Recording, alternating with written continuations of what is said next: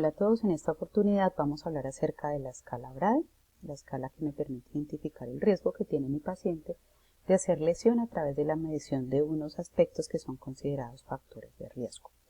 La escala en total suma 23 y esa puntuación se divide en unos riesgos. Riesgo alto cuando es menor de 12, entre 13 y 15 riesgo moderado y mayor de 16 riesgo bajo. Entonces, cada aspecto tiene una puntuación de 1 a 4, siendo 1 y 2 como el mayor compromiso que tiene el paciente. Vamos a hablar acerca de la percepción sensorial, que es la capacidad que tiene ese paciente para reaccionar ante una molestia relacionada con la presión. Muchos podemos decir que tiene que ver con el estado de conciencia, con el nivel de conciencia del paciente, pero también tiene que ver con la capacidad sensitiva. Entonces tenemos menor nivel de conciencia, sedación, no reacciona ante el dolor y tiene menor capacidad sensitiva. Entonces es aquel paciente que está completamente limitado, que no reacciona a estímulos dolorosos, no se queja, no se estremece y tiene compromiso para sentir en la mayor parte del cuerpo. Tenemos en muy limitada, es el paciente que reacciona solamente a un estímulo doloroso, no puede comunicar su malestar, solo lo hace a través de quejidos o agitación. Tiene un compromiso sensorial que puede estar limitado a la mitad del cuerpo, ¿sí? En ligeramente limitado es el paciente que reacciona ante órdenes verbales. Dice que no siempre puede manifestar o comunicar sus molestias y aparte de eso tiene compromiso o tiene alguna dificultad sensorial que limita su capacidad para sentir dolor. Entonces podemos hablar aquí en un paciente que tiene una plegia o una paresia a nivel de un miembro inferior, a nivel de un miembro superior. Aquí hablamos, por ejemplo, los pacientes que tienen plegias, una hemiplegia, una cuadriplegia, sería en este aspecto, aunque él me puede responder, él está consciente, pero su parte sensitiva está comprometida la mayor parte del cuerpo. Tenemos acá sin limitaciones, es el paciente que responde a órdenes verbales y que no tiene ningún compromiso sensitivo. Este paciente es capaz de manifestar la incomodidad y siente dolor, ¿sí? Entonces vamos a hablar acerca de la exposición a la humedad. Entonces dice que es el nivel de exposición de la piel a la humedad. Entonces tenemos constantemente húmeda.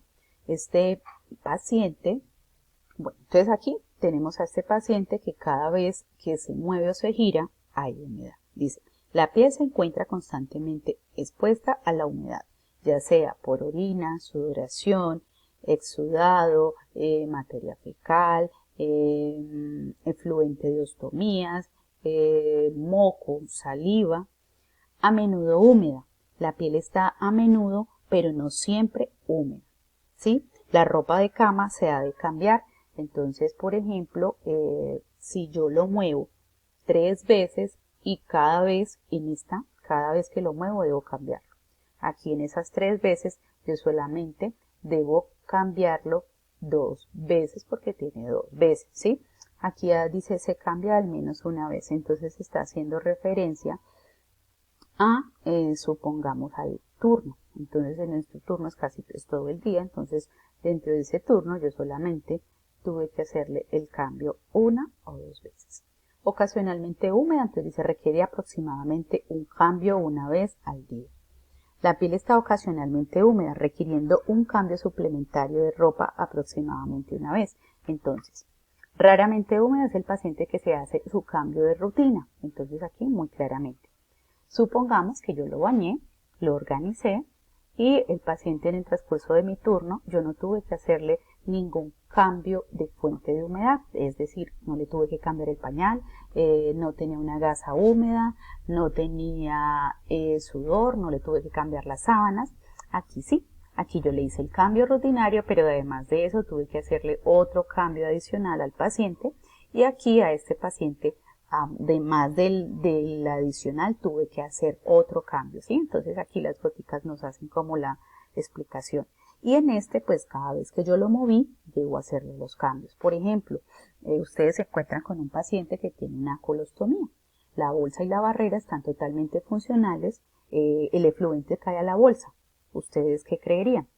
Lo vamos a catalogar raramente húmedo, ¿sí? Tiene una ostomía que es fuente de humedad, pero recuerden que les dije que no está filtrado, es decir, la fuente de humedad está controlada. Tenemos aquí en la parte de la actividad, nivel de actividad física, es la capacidad del paciente de movilizarse fuera de la cama. Postrado es el que está confinado a la cama, ya sea por su condición clínica, ya sea porque no se quiere mover o ya sea por dolor, ¿sí? En silla es el paciente que no puede deambular, no puede contener su propio peso, pero se puede ayudar o requiere de ayuda para pasarse a la silla de ruedas, con o sin ayuda. El que deambula ocasionalmente es el paciente que puede hacerlo con o sin ayuda distancias cortas. Entonces, por ejemplo, podemos asociarlo al paciente que hace la deambulación dentro de su habitación, que pasa de la cama a la silla, va al baño, camina adentro y vuelve nuevamente a la cama. Entonces es un paciente que puede pasar todo el tiempo en las horas diurnas en la cama o en la silla. Y sin limitaciones es el paciente que deambula fuera de la habitación al menos 2 veces al día y dentro de la habitación al menos 2 horas dentro de la habitación al menos 2 horas. Entonces, es un paciente que puede salir de la habitación y lo hace. Supongamos ustedes se encuentran con un paciente que puede caminar perfectamente pero que no hace nada de esto. Que el paciente no quiere salir de la habitación pero él lo puede hacer. De igual lo voy a catalogar en deambula ocasionalmente. El paciente que tiene un aislamiento y él puede salir a caminar pero su condición clínica no lo permite porque tiene un aislamiento de contacto respiratorio y solo puede deambular dentro de la habitación. Deambula ocasionalmente. Recuerden que la escala es lo que yo veo en el paciente mientras yo estoy con él, no lo que yo le hago, no lo que me entregaron en el turno, no lo que me dice la familiar o no lo que hizo él hasta el día anterior. Es lo que me entregan en el turno, pero que yo corroboro durante mi turno. La movilidad es la capacidad que tiene el paciente para controlar la posición de su cuerpo y mantenerla. Entonces, completamente inmóvil es el paciente que no puede realizar ningún cambio de posición, que necesita ayuda 100%. Muy limitada es aquel paciente que ocasionalmente efectúa ligeros cambios en la posición del cuerpo o de las extremidades, pero no es capaz de hacer cambios frecuentes y significativos. Bueno, entonces tenemos ligeramente limitado es el paciente que efectúa con frecuencia ligeros cambios por sí solo, ¿sí? Ya sea del cuerpo o de las extremidades. Sin limitaciones es el paciente que efectúa frecuentemente importantes cambios de posición y lo hace sin ayuda. Ahora pasamos a la parte de nutrición. En la parte de nutrición aquí vamos a ver el patrón usual de ingesta. Entonces tenemos muy pobre. Es el paciente que nunca ingiere una comida completa, raramente toma más de 1/3 del alimento que se le ofrece. Los servicios o las porciones de proteína son menores a 2. Dice que pocos líquidos, no tolera suplementos. Es un paciente que puede estar en ayunas o que está recibiendo líquidos endovenosos por más de 5 días. Probablemente inadecuada. Es el que raramente se come una comida completa y generalmente come solo la mitad de los alimentos que se le ofrecen. Dice, la ingesta proteica incluye solo 3 porciones. Suplemento en ocasiones recibe menos de la cantidad óptima de una dieta líquida o una alimentación por sonda. Por ejemplo, ese paciente que está con una nutrición a estímulo. Recordemos que la nutrición se inicia a estímulo y a nivel de la tolerancia del paciente pues se va haciendo el incremento. Entonces tenemos un paciente que la meta es 70, pero apenas vamos a estímulo, iniciamos a 20 cc. Es una dieta probablemente inadecuada. Vamos a hablar de una dieta adecuada, es aquel paciente que toma más de la mitad de la mayoría de las comidas. Come en un total de proteínas 4 porciones, o es el paciente que a través de la sonda de nutrición recibe todos los aportes o a través de la vía parenteral se le aportan la cantidad de calorías necesarias, ¿sí? Entonces, por ejemplo, ese paciente que estaba a estímulo aquí a 20 cc, toleró los avances y llegó a la meta que son 70. O es el paciente que está recibiendo una nutrición por bolos, es decir, desayuno, almuerzo y cena, o es un paciente que recibe nutrición ciclada, entonces recibe nutrición en las noches, toda la noche, o puede recibir todo el día, pero recibe la cantidad de nutrición establecida para sus requerimientos. En el excelente, bueno, entonces aquí, aparte de puede comerse toda la comida, este paciente requiere de un aporte de suplemento. La comida que ingiere, esas 4 porciones de proteína, no le complementan las necesidades del paciente y aparte de eso, para completar, se requiere de que reciba o ingiera suplemento nutricional. Por ejemplo, el que come, pero en el día se tiene que tomar 2 cajitas de suplemento.